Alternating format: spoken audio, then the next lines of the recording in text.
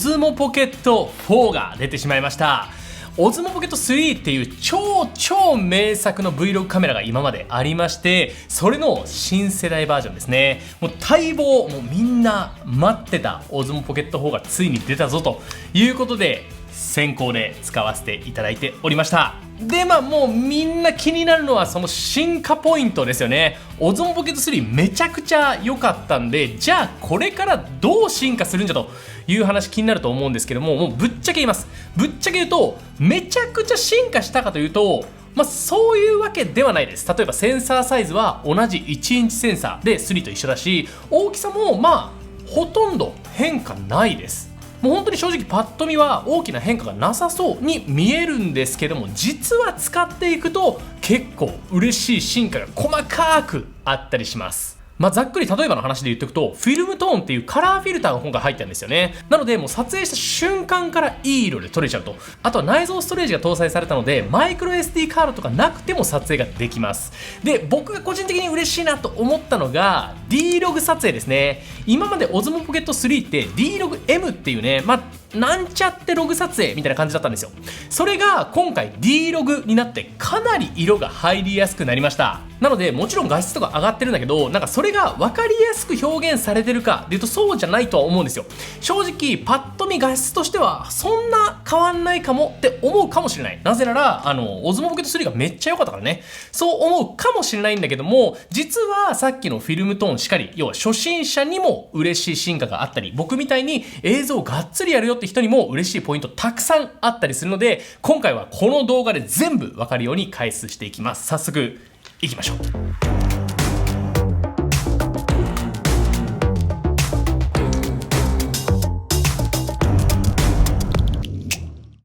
はい、ということで今回は Osmo Pocket 4のレビュー、もうワクワクしますよね。もうずっと僕 Osmo Pocket 3使ってきたわけですよ。これ買ったのいつだったかな。発売いつ ?2019 年とかだっけ。全然違うわで、この Osmo Pocket 3出たのが2023年です。で、僕がメルボルンにいる時に確か出て、で、もうメルボルンでめちゃくちゃテンション上がりながら使って、で、2023年からもう約、2年半ぐらい経つと思うんですけども、そんな2年半ぐらい経ってもやっぱ Vlog のカメラの中では一番上じゃねって思うぐらいめちゃくちゃいいカメラです。そんな Osmo Pocket 3の正統後継モデルっていうのが Osmo Pocket 4なんですけども、要はこの Osmo Pocket シリーズの一番の特徴っていうのはこの部分ですね。このカメラ部ですね。ここにスタビライザーっていうのがついています。なのでこれ見たら分かるんですけども、下の方を動かしてもカメラ動かないじゃないですか。要は物理的にここで手ブレ補正をしてくれるんですよ。例えばスマートフォンとかアクションカメラとかって物理的に手ブレ補正をしてくれるわけじゃなくて、中のソフトウェアで手ブレ補正をするんですよね。なのでこのぐらい広く撮れてる映像っていうのを少しクロップしながら手ブレ補正かけるんで、その分画質がね悪くなってしまったりするんですけども、それがこの Osmo Pocket シリーズに関しては、実際の映像をクロップすることなくもう手ブレ補正してるんで、もちろんその分画質がいいと。でしかもその電子的な手ブレ補正だと、例えば夜のシーンとかで映像が荒れちゃったりするんですけども、もうそういうのもなくめちゃくちゃ夜でも綺麗に撮れるよっていう、そういうのが Osmo Pocket シリーズの特徴です。で、その3からより良くなりましたよっていう今回の4、結構いろいろ変わっているので、まずは外観とスペックから見ていきましょう。はい、ということでまずは Osmo Pocket 4の外観を見ていきたいと思います。こちらが Osmo Pocket 4ですね。このね、僕のこっち側にあるのが Osmo Pocket 3で、サイズはほぼ変わらないです。気持ちだけカメラの部分実は微妙に大きくなってるかなぐらいで、そんなにサイズ感は変わらないですね。はい、先にスペックの方をご紹介しておくと、今回 Osmo Pocket 4センサーサイズは1インチセンサーです。とはいえ前の Osmo Pocket 3からはセンサー自体は進化していて、新しい CMOS の1インチセンサーが搭載されています。ダイナミックレンジが最大14段ということで、より白飛びとか黒つぶれがない映像が撮影できるようになっています。で、録画撮影に関しては、最大 4K 画質ではあるんですけども、なんと今回 4K の 240p、要は10倍スローぐらいまでスローモーションが撮れると。なかなかこの10倍スローモーションって今の最新の一眼カメラでももう撮れない。で、撮れるのでいうと本当にシネマカメラ、超高級シネマカメラとかになっちゃうので、もうそれもすごいところだなと思います。あとはカラーモードは D-Log に対応していて、ズームに関しても後で紹介するんですけども、2倍までほぼ画質変わることないロスレスズームっていうのに対応しています。で内蔵ストレージ今回から新しく追加されまして、内蔵が 107GB のストレージ入っています。相当取れますね。でレンズに関してはほぼ変わってなくて、焦点距離は 20mm、 F 値は F2.0 からという風になっています。画像の解像度に関しては約4倍ですね。前が940万画素ぐらいだったんですけども、そこから3700万画素程度に上がっています。でバッテリー容量に関しても 1545mAh ということで、こちらもアップグレードされていて、重さが若干重くなって約 190g という形になっています。前が 179g なんで、10g ちょいだけ重くなってるというぐらいですかね。はい。で外観に関してなんですけども、パッと見は違いがわからないんですけども、1個大きな違いとしてはここに電子接点がついています。でこの電子接点何かっていうと、後で紹介するんですけども、外付けのライトっていうのがあって、それをね、ここの電子接点経由でつけることができるという形になっています。ライトつけると夜でもね、綺麗に撮影ができたりとか、肌を綺麗なまま撮影ができたりとかします。であとね、大きく違うポイントで言うと、ここですね、このジョイスティックのところ、前のねオズモポケット3ちょっとこれいじりづらかったんですよ。使ってる人ならね、多分いじりづらいなって思ったと思うんですけども、それがですね、ここめちゃくちゃいじりやすくなりました。これグリグリ、5D ジョイスティックってやつなんですけども、これ前まではなんかカチッっていう感じで細かく押すとかできなかったんですけども、このね新しいジョイスティックであれば、ちょっとね若干押す、強く押すとか、そのぐらいの微調整ができたりします。なのでカメラの動きとかもね、もっとより一層滑らかにいじることができるようになったという形ですね。で他の変化ポイント、地味なポイントなんですけども、このマイクロ SD のスロットのところカバーがついています。なので水が入る心配もないよって形ですかね。そういうのが嬉しかったりとかで、あと大きなポイントで言うと、実はですね隠れてるんですけども、シャキンとやるとここにボタンが2つついています。右側にカスタムボタンと左側にズームのボタンがついています。でこれで1回押すと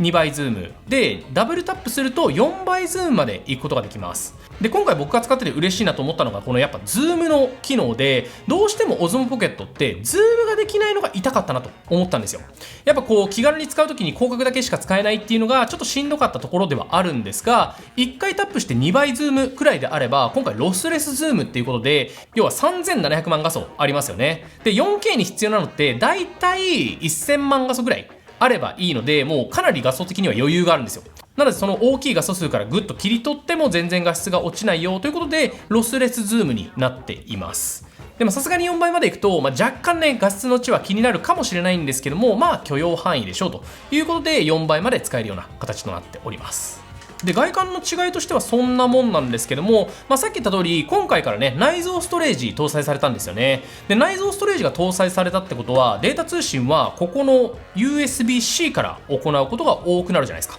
で前のねオズモポケット3の時って USB のところが規格が USB2.0 だったんですよ。なのでちょっと転送速度が遅かったんですけども、今回のオズモポケット4はここが USB3.1 に対応になってます。それで高速転送ができるようになったので、前の USB2.0 からすると約5倍から10倍ぐらい早く転送ができるという形になります。外観とかスペックの違いに関してはそんなところでしょうか。ケイスケの動画。はい、ということで外観とスペック見ていただきました。いかがでしょうか。ここまででも結構進化して嬉しいポイントありましたよね。僕が個人的に嬉しいなと思ったところで言うと、やっぱ内蔵ストレージですね。 SD カード忘れなくてよくなったと、あとはやっぱズームですね。ちょっとここズームしたいなってシーン結構多かったので、それがもうこのちっちゃいカメラ1個でカバーできるのは結構嬉しくなったなと思います。でここまでは外観とスペックのお話ししてきたんで、じゃあ実際にどんな映像が撮れるのか気になるじゃないですか。ちょっと僕の撮ってきた作例を見ていただければと思います。どうぞ。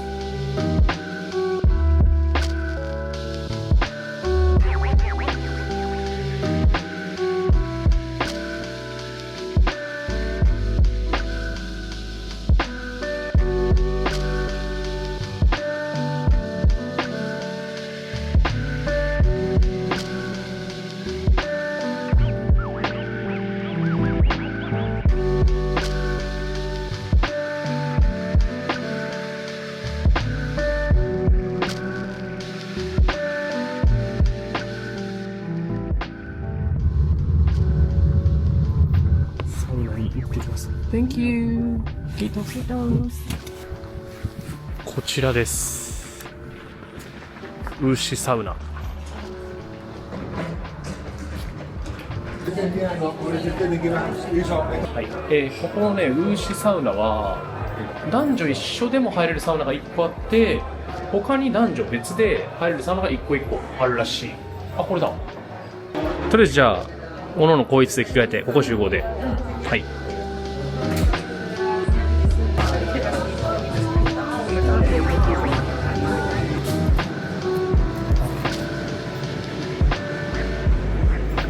行きましょうか。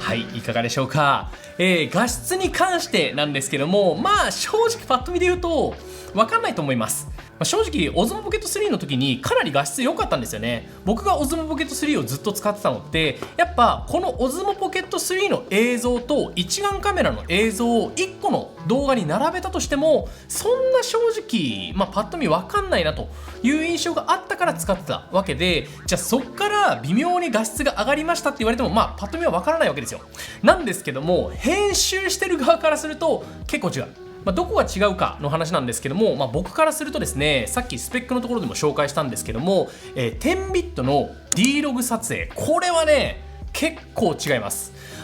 今まで僕が持ったドローンとかオズモアクション6とか、アクションカメラ系、そういう DJI の製品って結構 D-Log-M っていうのが多かったんですよ。でこの D-Log-M と D-Log はやっぱ違うんですよね。なんだろう、これ僕はログ撮影とかローの撮影に関しては結構料理にカレーに例えることが多いんですけども、ローっていうのが要は食材の話ですね。で出来上がりのカレーっていうのはJPEG だったり MP4 だったり出来上がりの動画素材、写真素材だったりするんですけども、そのちょうど間に当たるのがログ撮影だと思うんですよね。ログ撮影っていうのは要はある程度具材は切って水の中に漬け込んであるけど最後カレーのルー入れる前みたいな感じです。で D-Log-M に関しては、正直結構もう具材とか味が決まってってるんですよ。もうコンソメまで入っちゃってるみたいな。じゃあこの新しい D-Log に関してどうかっていうと、もっともっと手前の段階、なんならもうお水入れる前ぐらいの段階まで戻ることができるんで、結構そこからじゃあカレーじゃなくて肉じゃがにしようとか、カレーじゃなくてハヤシライスとかクリームシチューとかいろんな方向にすることができるんで、あくまでイメージの話なんですけども、かなり色編集はしやすくなりました。で色の元々の浅さっていうのもかなり一眼カメラのログ撮影に近いものがあるので、僕の場合はもう本当に例えばソニーのカメラのログ撮影と、この D ログで素材並べて同じラット入れたとしてもなんかいい感じになるなと僕は思っています。で正直この部分はかなりプロフェッショナルというか映像がっつりやる人に嬉しいポイントだと思っていて、初心者の人とかこれからねラフにカメラを使っていきたいよって人がやっぱ嬉しいのはフィルムトーンですね。このフィルムトーンっていうのが何種類かあって、ざっくり読んでいくと CC フィルム、NC フィルム、パステル、ウォームトーン、ムービー、レトロ、この6種類かがあったりします。でこの6種類のかかり具合も決められるんですよ。かかり具合に関しても30、50、70、100という風に決めることができるんで、結構バリエーション的にはかなり多いですよね。1個の塔に対して4パターンで6、4、24パターンぐらい使うことができます。かなりね色の自由度も高くなったなってことで、結構このオズモポケットシリーズって元々の色でなんかちょっとエモくいじれないっていうのが、今までデメリットとしてあったと思うんですけども、その辺も今回カバーされています。であとやっぱ嬉しいのはさっきからもう何回か言ってるんですけども、2倍のロスレスズームってやつですね。要は画質を落とすことなく2倍までズームができるという機能で、もちろんこの機能ねあんま制限がなくて、例えば写真でも使えるし、D-Log の撮影中にも使えるし、例えばアクティブトラックとかね被写体を追ってる状態でもこの中望遠っていうのが使うことができます。かなり使いやすい幅が広がったなっていうのもすごく嬉しかったですね。であと地味にやっぱ嬉しいなと思ってるのが画素数ですね。今回3700万画素くらいあるので、前のオズモポケット3の940万画素からはかなり上がっています。なので写真が結構精細に撮れるんですよ。なんかね周りの人聞くと意外とこのオズモポケットで写真撮るよって人多くて、僕はねほとんど動画にしか使わないんですけども、結構ね写真での需要あるんだなっていう風に感じてます。でそういう人からしてもすごく嬉しい進化だと思うんですけども、この話をすると結構カメラ好きの人から気になるって言われるのが暗所の性能ですね。で基本的にカメラっていうのは画素数が多くなってしまうと暗いところでの性能っていうのは悪くなる傾向にあるんですよ。1個の画素あたりの光の受け取る面積っていうのがちっちゃくなっちゃうので、要はノイズが入りやすくなっちゃうって話なんですけども、実はそこら辺もカバーされています。ちょっとね見てみてほしいんですけども、今回ねナイトモード、これね Osmo Pocket 3からねナイトモードっていうのが入ってはいるんですけども、どちらもナイトモードで撮影しています。悪くなるかなと思ったら全然そんなことなくですね、なのでこの辺の暗視の性能っていうのもそんなに気にする必要はないですね。その暗いところの撮影で言うと、今回からさっきお話しした通り、補助光、補助ライトっていうのをここにつけることができるようになったので、自撮りのシーンとかはそれで明るくもできるし、あとちょっとクリエイティブな撮影がしたいよって時にはスローシャッタービデオモードっていうのが今回追加されたんですよね。こんな感じで、最近よくテレビドラマとかでも使われる手法なんですけども、スローシャッターにして撮影をするとか、そういう映像表現もこのね Osmo Pocket 4でできるようになりました。ケイスケの動画。はい、ここまでが僕が実際に使ってて、かなり嬉しいなーっていう風にもう実感した部分で、その他にも結構いろいろ進化した部分があるんですよ。今までのね Osmo Pocket 3でも良かったから、地味ではあるなと思いながらも、実は進化してて嬉しいんじゃないのってポイントがあるので、その辺もご紹介しておくと、まずは1個アクティブトラックですね。これもう最新 7.0 っていうねバージョン7までいったんかいというぐらい、進化してまして、もともと被写体タップすると、その被写体を追ってくれるっていうのがあったんですけども、それが人物だけじゃなくて車両、ペットとかね、そういう被写体もロックできるし、あとはさっき言ったズームの状態でも被写体ロックできるようになりました。これやっぱ僕とか一人で撮影することが多い人にとっては結構嬉しいポイントかなと思います。あと今回から追加されたところで言うと、ジェスチャーコントロールですね。この撮影をするときによいしょ、はい、ジェスチャー操作っていうのをオンにしておくと、こうやってアクティブトラックのオンオフができたりします。でピースをすると録画のオンオフができたりとか、写真撮影とかもできたりします。こうやってジェスチャー操作ができるようになったんで、例えばトラッキングしてほしいよって時にわざわざタップしなくても、こうやってパーだけでトラッキングしてくれるとかも結構嬉しいですよね。でこれちょっと嬉しいなと思ってる新機能がありまして、今回の Osmo Pocket 4からマイクのねちょっと入力が新しくなったんですよ。今まで Osmo Pocket 3とかでも DJI マイクとかつなげたと思うんですけども、今回の Osmo Pocket 4、もちろん DJI マイク3とかが2台つなぐことができて、でそのピンマイクの音を2チャンネル入れて、で4チャンネルのうち2チャンネルはそれに使ってるんで、余った2チャンネルでこの Osmo Pocket で収録した音っていうのを入れることができるんですよね。でそうすると何が嬉しいかっていうと、万が一例えばピンマイクで収録できてなかったっていう時にこっちの音を使えたりとか、あとは僕がね結構旅行の時に気にしてるのは、ピンマイクだとどうしても周りの環境音入んないんですよ。なんかやっぱ旅行してる時って周りの環境音まで入れてこそなんか動画だと思うんですよね。 Vlog の時にその辺のおっちゃんの声とかがファーって入ってくるから、なんか臨場感があると僕は思ってるんで、そういうのを入れたい、だけど声もちゃんと収録したいよっていう時に、この4チャン収録であればピンマイク入れながらこっちのマイクの音声っていうのも使えるので、後でバランスを調整してあげることができるっていうのもかなり嬉しいなと思いました。これいいですよね。ケイスケの動画。はい、ということでちょっとたっぷりOsmo Pocket 4のいいところ紹介しすぎて、もう声が枯れてきました。暑いしね、最近暑くなったしね。でここまで本当にいいところ紹介できたので、じゃあちょっとOsmo Pocket 4のおすすめの使い方とちょっとしたアクセサリー類も紹介したくてですね、結構最近街中でもこのOsmo Pocket シリーズ持ってる人多いんですけども、見てると使い方戸惑ってるって人もすごく多いなと思います。なのでちょっとね、僕はねおすすめの使い方1個ご紹介しておきたいんですけども、まずは撮影のモードですね。ジンバルのモード、要はこれがどういう風に動くかっていうのを画面から指定できるんですけども、僕がおすすめなのはこれね。はい、このね FPV 垂直ってやつです。これおすすめ。これ何かっていうと、常に要は自分の持ってるまっすぐの方向を向いてくれるよというモードです。なので感覚的には普通のスマートフォンとか、普通のカメラみたいな感じで向けた方向にちゃんとねカメラが向いてくれるので、かなり使いやすくなると思います。結構このジンバルモードをフォローにしてて、なんかカメラあっち行って、どうやって下に向けんねんみたいな人結構ね見てると多くて、このねジンバルモードを使ってあげるとめちゃくちゃいいと思います。であとおすすめの使い方というか操作方法なんですけども、このね右のところになんかこうスライドのバーみたいなのあるじゃないですか。これですね。これをタップしてあげるとジョイスティックの機能っていうのを変えられます。ここがね 1.0 とかなってる時はジョイスティックでカメラの方向を動かすことができます。逆にここがよいしょ、その 1.0 になってない時はジョイスティックでズームを動かすことができるようになります。で基本的にはこのね右の部分とジョイスティックはなんか逆の関係になってるというのを覚えてくれると嬉しいなと思います。でおすすめの設定3つ目なんですけども、僕は D ログの撮影よく使うって言ったんですけども、 D ログの撮影使うときにはこの映像調整っていうのをマイナス2にしてあげるといいです。で後で編集しないよって人は00でも全然いいんですけども、マイナス2ずつにしてあげるともう完全にノイズの処理とか、シャープネスとか後で足さないっていう形のね設定にできるので、本格的にいじりたいよって人はここをねマイナスの値にしてあげると一番ピュアな状態でいじることができるんで、これもおすすめですね。で使い方4つ目、ベースの部分ですね。もうこれは他社製なんですけども、僕は、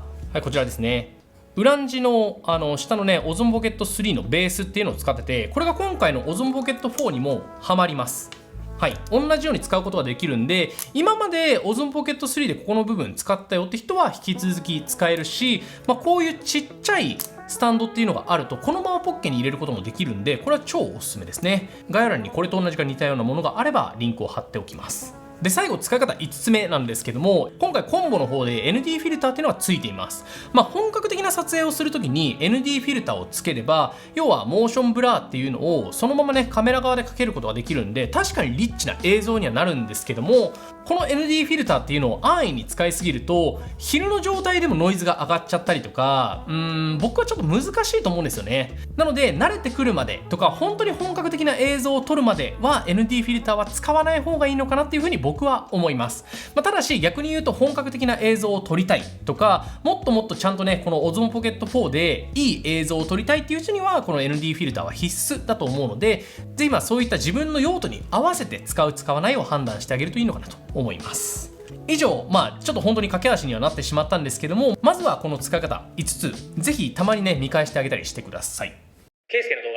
はい、ということでここまでめちゃくちゃいいところたくさん喋ってきたんですけども、デメリットというかちょっと僕が気になったポイント注意点っていうのもあるので、そこもね、ご紹介しておきたいと思います。3つありまして、まず1つ目スローモーションの時ですね。スローモーション 4K120p までは普通の動画のモードで設定ができるんですけども、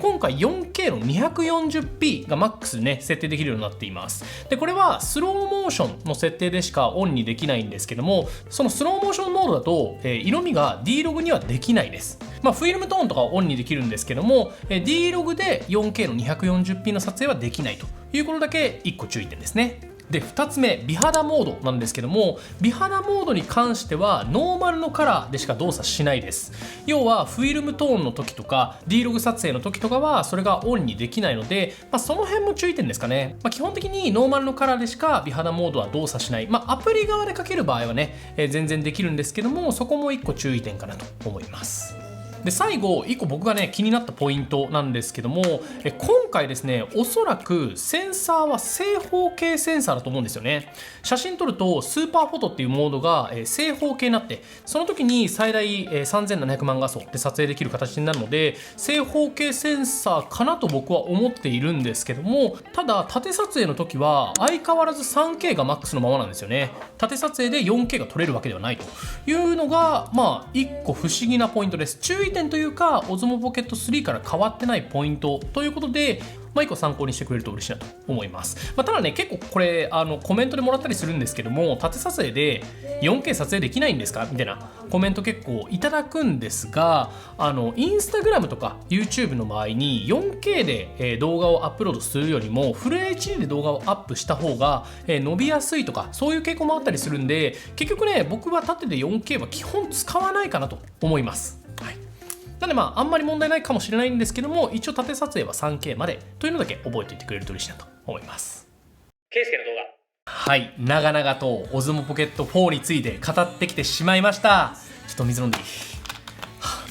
疲れるぐらい語ってしまった。はい、もうオズモポケット3をめちゃくちゃやっぱ使ってきたんで、その分語るところ本当にいっぱいあるなというカメラです。もう僕は嬉しいですね。でただですね、もう正直な話をしておきます。